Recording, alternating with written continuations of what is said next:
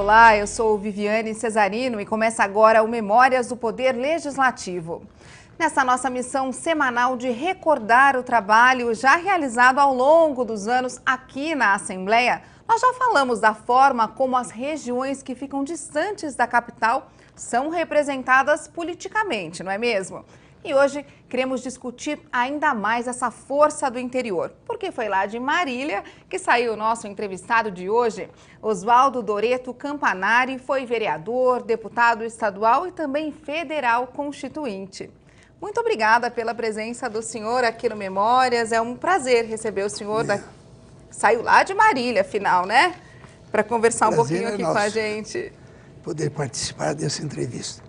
Bom, o senhor tem uma história política rica que começou na Câmara de Vereadores e chegou lá em Brasília, na Câmara dos Deputados. Tudo isso em Marília, no interior do estado. Me deixa muito curiosa saber como é que começou essa trajetória toda. Bom, eu acho que participação política é uma coisa já inata, né? A gente já tem uma queda.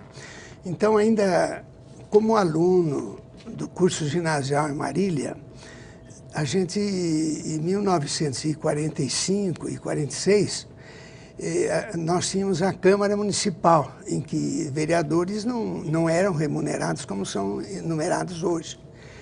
E então acompanhamos de perto o trabalho dos vereadores, lembrando que na época os prefeitos eram nomeados pelos interventores do Estado, porque era o regime ainda da ditadura de Getúlio Vargas e ele nomeava uma pessoa de destaque e competente que cuidasse da saúde e da educação do povo. E os vereadores eram eleitos e ficavam de 4 até 8 anos, né? O senhor fala acompanhar como eleitor, como população, Sim. Como cidadão. Então a gente acompanhava o trabalho, tinha o padre que era vereador, tinha o médico, tinha o professor, tinha o agricultor. Que eles votavam ali? E votavam e discutiam, iam à tribuna. Tinha um padre brilhante lá que chegou a presidir a Câmara, depois celebrando uma missa em Roma. Ele teve um infarto na hora celebrando a missa, né? O nome dele era Padre Bicudo, que era nosso professor de latim no colégio estadual. Não existia escolas particulares, o estudo era gratuito. Então, os professores, não existiam professores. No interior, eles iam de São Paulo para dar aula no curso colegial de Química, Física e outras matérias, né? Agora, depois nós temos que lembrar que com a queda do Getúlio Vargas em 45, aí elaboraram uma constituinte e aí começaram a eleger os governadores e também os deputados, né? Os deputados estaduais e federais. E deputado, desculpa só interromper o senhor. Quando o senhor ia acompanhar, o senhor ia como estudante, o senhor, que movia o senhor a ir ali acompanhar o trabalho dos vereadores, do padre, e, enfim, de outros representantes ali da cidade, politicamente, assim? É claro, porque a gente aprendia muito, quer dizer... Encantava o senhor esse trabalho? Nós não tínhamos televisão, só tinha uma rádio, né, que funcionava precariamente, né? Mas depois da queda do Getúlio Vargas, aí nós passamos a ter eleição e foram eleitos os primeiros governadores e os primeiros deputados estaduais e federais que já elaboraram uma constituinte. Então, nós acompanhamos todo esse trabalho. Depois, já com mais idade, eu ingressei na Faculdade de Medicina Federal de Curitiba. Naquela época só existiam 8 faculdades de medicina. Hoje nós temos aproximadamente 120 faculdades de medicina. Só na minha região, hoje, nós temos 6 faculdades de medicina. Então, foi possível, durante o período em que o curso de medicina é de 6 anos. Então, tivemos a oportunidade de conhecer o governador do estado do Paraná, que era o general Ney Braga, que foi o primeiro presidente da maior usina hidrelétrica que nós temos, que aqui é Foz do Iguaçu. Então, ele atendia os estudantes e nós tivemos... E eu já participando da vida de estudante... O senhor fazendo política... Organizei um partido que tinha o nome Aliança Liberal Acadêmica, quer dizer, ALA, o nome do partido, e contra os nossos adversários.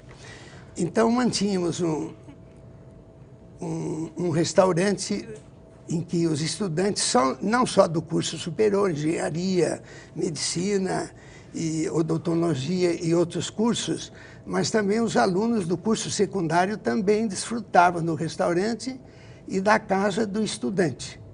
Existia a casa do estudante para aqueles que não tinham recurso em pagar uma hospedagem, né? Quer dizer, o senhor estava na universidade para estudar medicina, sim, mas fazia política na medida em que batalhava por essas melhorias para todos os estudantes. Aí nós criamos a União Paranaense dos Estudantes e tinha um S no fim, que era, além dos estudantes universitários, a gente somava com os estudantes secundaristas, aqueles que estavam ainda fazendo Foi ginásio. Juntando todo mundo.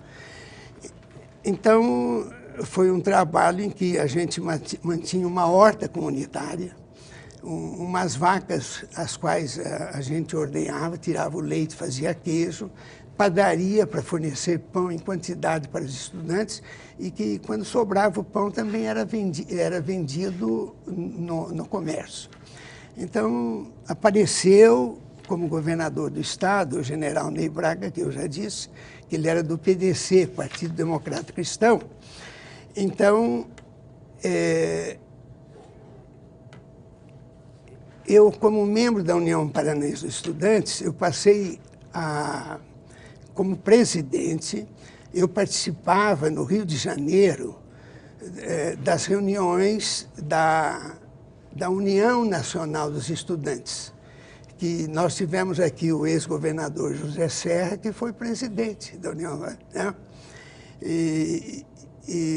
Então foram vários políticos atuantes hoje que no passado participaram da União Nacional dos Estudantes e então a gente analisava a situação política do país. A gente tinha essa liberdade, né? Eram muito engajados. E como é que foi essa experiência do senhor como líder já, né, estudantil, até ser mesmo eleito? Assim, a primeira vez que o senhor foi... Aprendi muito na vida estudantil fazer política. Depois de formado, que eu me formei em 1959, eu fiz um estágio de oftalmologia e que, em seguida, eu pude fazer um grande trabalho na área de oftalmologia, fazendo um combate contra a cegueira na região de Marília, né, na Sorocabana, Alta Paulista. E a gente fazia o trabalho junto aos alunos do pré-escolar, os alunos do curso primário e também daqueles que faziam o curso secundário. E, então, depois de fazer esse trabalho como médico, no centro de saúde na cidade, que era mantido pelo Estado, porque nós tínhamos aqui em São Paulo um serviço de oftalmologia sanitária na Moca. E ali eu consegui os aparelhos, microscópio, biomicroscópio, aparelho para fazer os exames necessários para combater o grande número de pacientes com deficiência visual, principalmente desde do primário até o curso colegial, e depois fazendo um trabalho muito intenso junto aos trabalhadores da zona rural, quer dizer, dos que moravam na zona rural, que plantavam algodão, café e que também cuidavam da pecuária. Bom, e com esse trabalho que eu realizei, em 1900, depois fui eleito vereador, como médico, fui vice-presidente da Câmara, depois presidente da Câmara, e durante 8 anos eu exerci esse mandato de vereador. De vereador. E o senhor estava em qual partido nessa época? Bom, nessa época já existia a Arena e MDB, porque já havia ocorrido o golpe militar e o governo, através do ato institucional número 2, ele eliminou todos os partidos. Nós ficamos sem partido. Não é como hoje, que é uma pletora aí é uma verdadeira piracema. Nós estamos com mais de 30 deputados. Isso é um absurdo. Partidos. Isso é um absurdo, porque nos países da Europa e Estados Unidos, nós vamos, se estudar a vida de partidos políticos, eles têm 2, 3, quando muito 4 partidos. Isso já há 200 anos ou mais do que isso. Agora, a gente não entende por que existir tantos partidos e com participação muito confusa perante o eleitorado, né?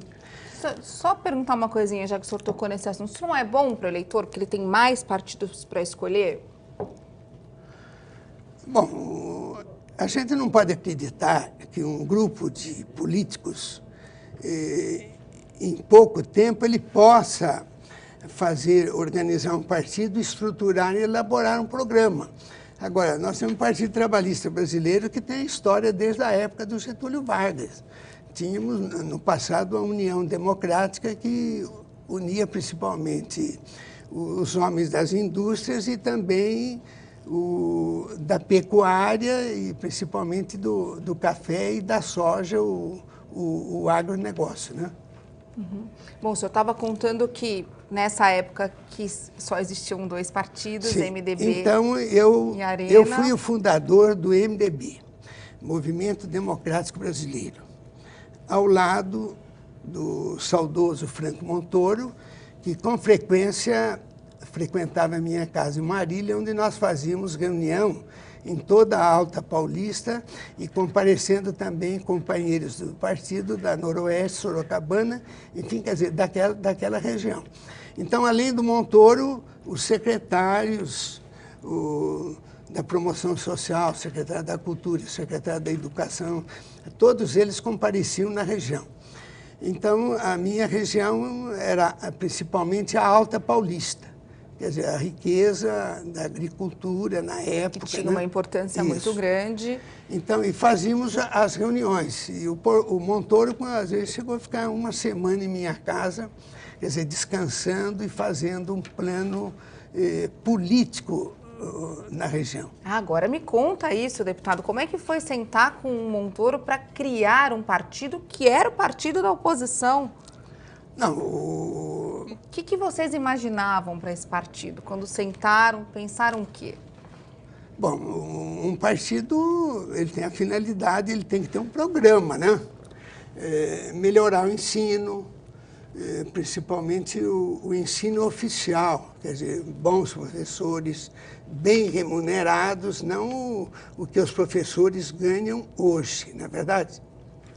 Educação era uma preocupação grande de vocês, claro, quando sentaram para criar o MDB. Então, nessa época que começamos, a agricultura era muito próspera, produzia muito. Marília foi o maior centro algodoeiro da América do Sul. Quer dizer, exportava os caminhões, transportavam dia e noite o algodão que era colhido. Depois veio a época do amendoim. Depois ainda continua a época da soja e principalmente a época do café, a produção de café. Hoje há uma queda muito grande. Uhum. Então, vocês estavam ali num nós centro... tínhamos que conviver.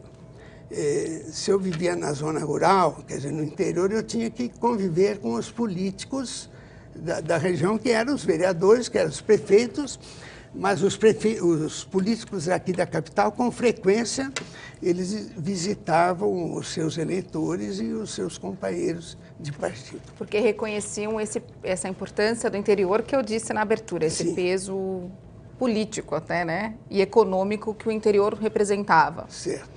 Vamos... Então nós trabalhamos na eleição do Montoro, né? E nós tivemos também os governadores biônicos, que eram nomeados, eles não recebiam voto. Foi o caso do Paulo Egídio Martins, foi um grande governador, nomeado, né, pelo regime militar. Temos também o Maluf, ele também foi nomeado e ficou, o Montoro ficou até 82, né? 1982. Aí ele, em 82, ele era até ali senador em 82. Em 82 ele foi eleito governador, ficou até 86, que foi justamente quando, nessa época eu já não era mais deputado estadual, que eu tinha sido eleito líder da Assembleia Legislativa do PMDB, que era a Arena e MDB. E eu tive a honra de, eu não digo, eu substituí, vamos dizer assim, o deputado Alberto Goldman, né? E depois, no meu mandato de líder, veio o Robson Marinho, depois veio Vanderlei Macris. Então, foi uma política político-partidária muito intensa, né? Vamos contar um pouquinho mais no próximo bloco? Vou só chamar um intervalo rapidinho. Certo. Então, daqui a pouco a gente volta com mais memórias. Não sai daí. Até já.